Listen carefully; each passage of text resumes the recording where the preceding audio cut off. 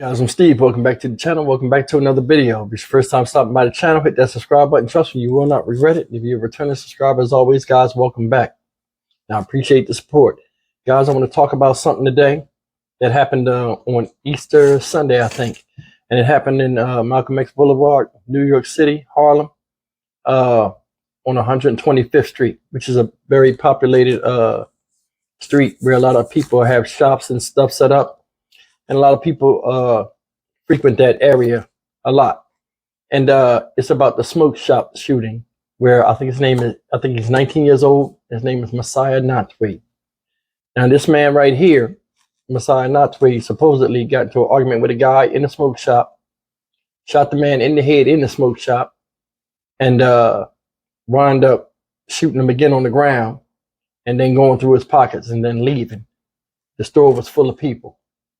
Now, it's messed up, and we all know that. It seems like right now, it's like we live in a time where it's cool to kill. And that in itself is a trifling mindset. But still, the reason why I brought up this video and decided to do the video on this situation is what happened after this that has me puzzled. And basically, before I play this video clip, I want to see, I want to say something real quick. Now, it's Easter Sunday, and it's a holiday. Now, I know a lot of people aren't religious and, this or that, but it seems like nowadays, man, it's like nobody gives a damn of what day it is, what special times there are, or just, it's no reserve or no off switch when it comes to this type of behavior. Nobody cares about nobody no more. And it's so easy to just pull the trigger and point a weapon at somebody and take their life that it's almost breathtaking that we guys, just look at the clip. Well, a man is now under arrest in connection with two deadly shootings in Upper Manhattan, including a brazen shooting inside a Harlem Smoke Shop. Fox 5's Lisa Evers joins us live there now as a group of concerned community members have gathered all together for an anti-crime rally. Lisa, what can you tell us? Well, less than 48 hours after a man was gunned down inside the smoke shop here on Malcolm X Boulevard at 125th Street, local leaders are speaking out and demanding that it be shut down immediately. Now residents are joining their call for an end to all the gun violence. The smoke shop where 36-year-old Brandon Bunsen was shot and killed execution style on Easter Sunday night was technically closed, but the walk-up window was doing a brisk business, selling hand-rolled cigarettes to eager customers. You never know when the next shooting is going to occur, and that's no way for any community to live and operate. In this graphic surveillance video, you can see the man police identify as 21-year-old Messiah Notway in the dark jacket quickly pull out a gun. The frame is frozen here, but he opens fire. The victim drops to the floor. When he struggles to get up, the gunman shoots him in the head. While he's laid out, the shooter goes through his pockets. We need to close this store. This store has been the scene of so many brutal beatings, stabbings, shooting just several months ago. The only thing this place has brought has been violence. It brings opportunity for death. It brings an opportunity for proliferation of drugs. And situations like this, when it brings that level of negativity, it can't exist here. Assemblyman Al Taylor says gun violence is worse than in the 1980s and 90s. This is at proportions we've never seen, and we got to clamp it. Police arrested 21-year-old Messiah Notway and charged him with murder and weapons possession. 28th Precinct Commander Captain Tariq Shepard stopped by to speak to the leaders, then spoke with us exclusively. What this particular smoke shop I can speak to, which is in the 28th Precinct, this smoke shop at this location, sometimes we deal with just some illegal drug activity that we'll be working on, and we'll work with our partners like the sheriffs to make sure that that doesn't continue, but also just the hanging out. Okay, guys, there's a few things in this video that are upsetting to me, and if any of you guys are in New York, if you could leave a comment in the description box on the last part of what I'm going to say when I give my opinion on this, because I really don't understand this part. The first thing is this. This dude, this young guy right here, Messiah Notway, is an animal. I mean, a beast. Did you see how he shot that guy in that store full of people like it was nothing? He didn't care about witnesses or nothing. Shot him. Then the guy was trying to get up. Did you see that in the press clip? The guy was still showing signs of life. He seen he was moving, shot him just like he was a soldier in war. Shot him again and then went through his pockets. Wasn't no panic, wasn't no trying to run out of there, wasn't no nothing. That lets you know right there that the society we live in is off the hook. You know, the community leader said the gun violence is worse than it was in the 90s. And I believe that.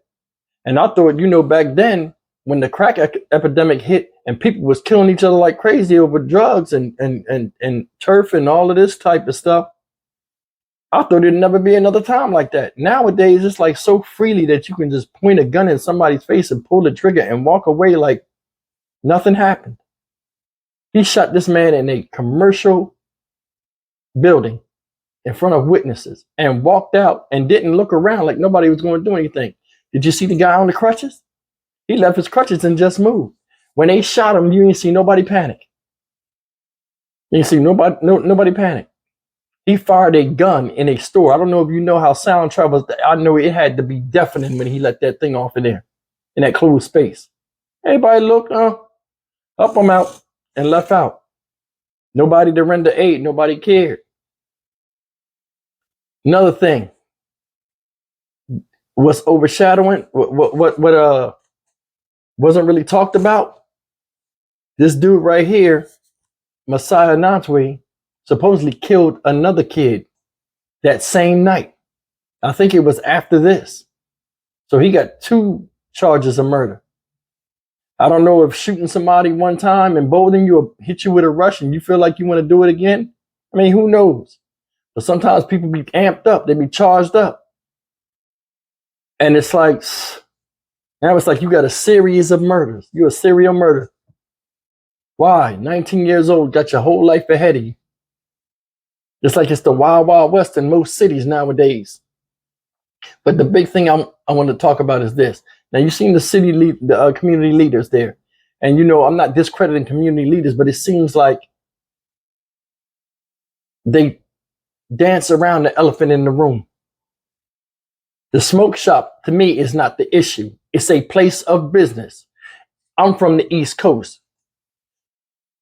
Everywhere up there is normal for a bunch of dudes to be hanging out in front of a place or hanging out inside of a place. Even with the store owners telling them to get out, a lot of times these people just come, show up, and just en masse take over a place and just hang out there. So stuff is bound to happen. Now, is it the fault of the store that he got killed? The gentleman got killed? No. So why are you trying to shut the store down? And it makes me think, man, I mean, if the people that own the store, because listen, it's a commercial property. It's a business somebody started. It has inventory in it and everything else. These people got to pay bills just like everybody else. They sell goods or services. Look like they sell goods, smoke shop. It's not the only one. Now, it's on a major place, 125th Street, high traffic area. People just went in there and started chilling in there. Police knew about it. Did you catch that part? The police knew about it. Oh, it's under investigation. But nobody did anything about it.